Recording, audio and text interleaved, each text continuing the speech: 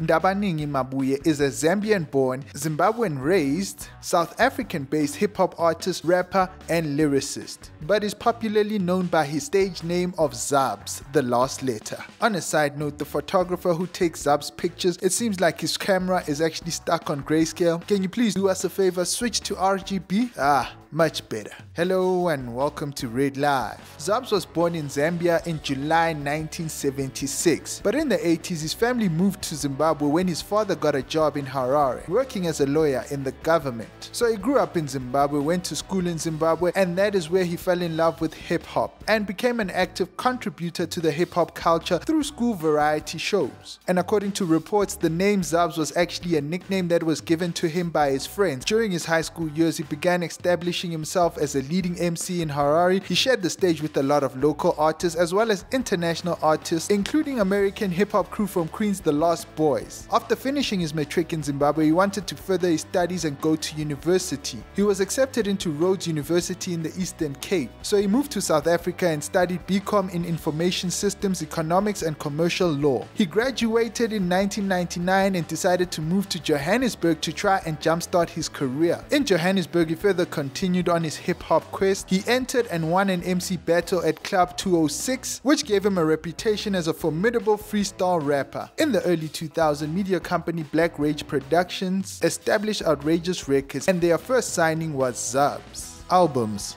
In 2003, Zubz released a mixtape titled Last Letter, and a year later in 2004 he would release his debut studio album Listener's Digest, and that album catapulted his rise to fame. It featured the smash hit Superstar,